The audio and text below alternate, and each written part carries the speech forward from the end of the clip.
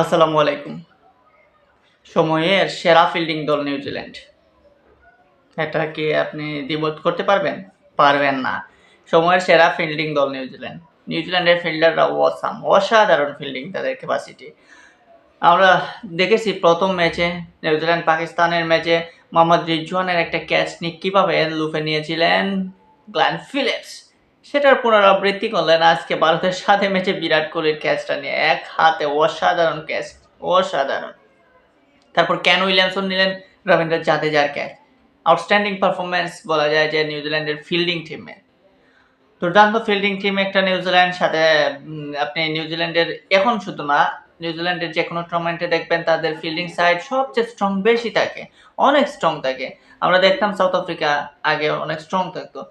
So সেই দ্বারা এখন নিউজিল্যান্ডের মধ্যে চলে এসেছে। নিউজিল্যান্ড সবসময় যেন স্ট্রং একটা ফিল্ডিং টিম। তবে সেই ফিল্ডিং টিমটা যেভাবে ভারতকে চেপে ধরেছিল, ২৪৯ রানে অল আউট করে দিয়েছিল, সেই ভারতের কাছে কিন্তু তারা হারলো দিন শেষে ৪৪ রানে।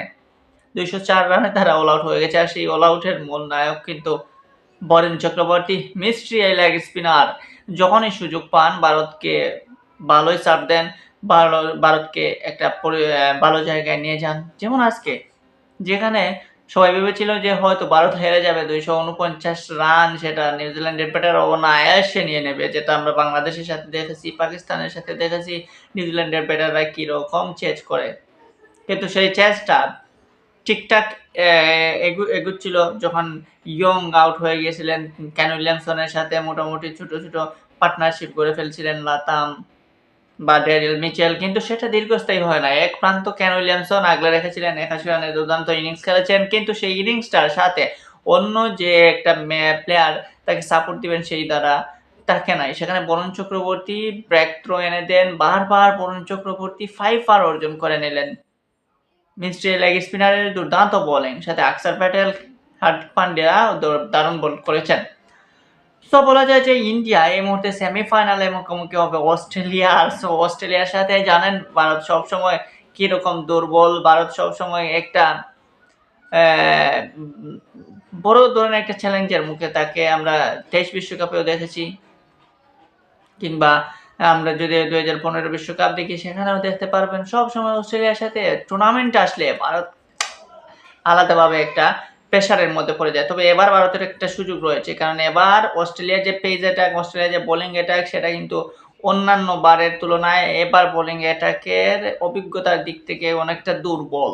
সেই হিসাবে যদি এখন ভারত অস্ট্রেলিয়াকে চেপে ধরতে পারে তাহলে ভালো কিছু হবে চ্যাম্পিয়ন্স ট্রফির সেমিফাইনালে। তারা কি আবারও সেমিফাইনালে অস্ট্রেলিয়াকে বধ করে যেতে পারবে ফাইনালে?